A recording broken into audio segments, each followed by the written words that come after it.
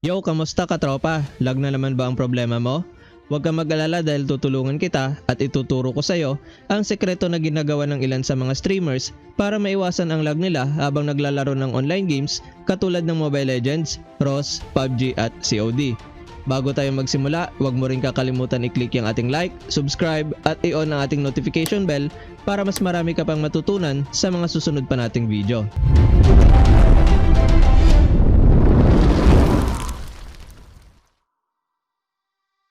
Ang first step na gagawin natin ay i-open mo na yung Google Play Store. Pagkatapos, punta tayo ng settings. Click natin yung settings. Tapos, auto update apps. Siguraduhin mo na nakaselect itong do not auto update apps. Pagkatapos, click done. After nyan, pwede na tayo lumabas dito.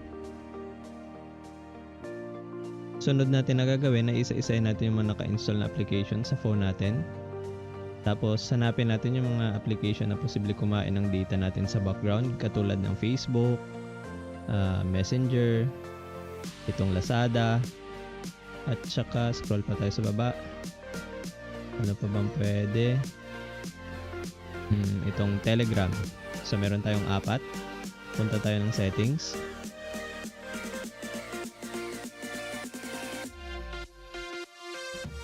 Hanapin natin yung applications.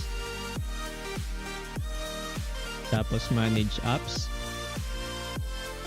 Open natin tong Facebook. Pagkatapos restrict data usage. Kapag ang source ng internet connection mo ay SIM 1, i-uncheck natin itong SIM 1. Kapag ang source mo naman ay SIM 2, i-uncheck natin itong SIM 2. Kapag ka Wi-Fi naman ang source ng internet connection mo, i-uncheck mo itong Wi-Fi. Pero pag hindi ko sigurado kung ano ang source ng internet connection mo, pwede mo naman i-uncheck itong 3. Dahil later on, pwede ka naman ulit bumalik dito, tapos ulitin mo lang ulit yung ginawa natin kapag gusto mo na ulit gamitin yung mga application na temporary tinanggalan natin ng internet.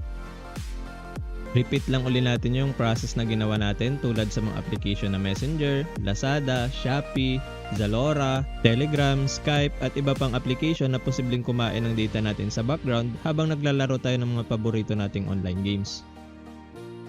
Open ulit natin tong Messenger, tapos open natin yung restrict data usage, tapos ulitin lang ulit natin yung ginawa natin kanina. Okay. Scroll down ulit tayo hanggang sa makita natin yung Telegram. Telegram. Scroll down.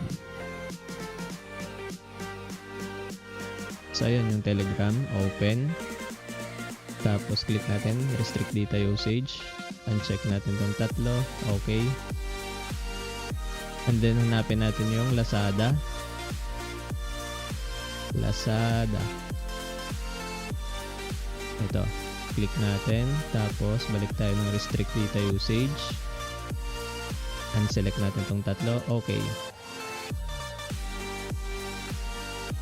So ayun mga katropa, no, ganun lang kadali gawin yung trick para mabawasan yung lag natin sa mga paborito nating online games.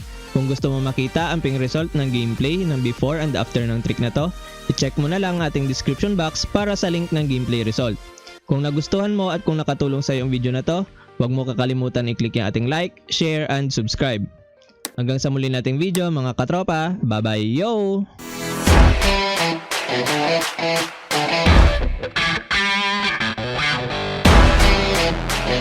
Yeah.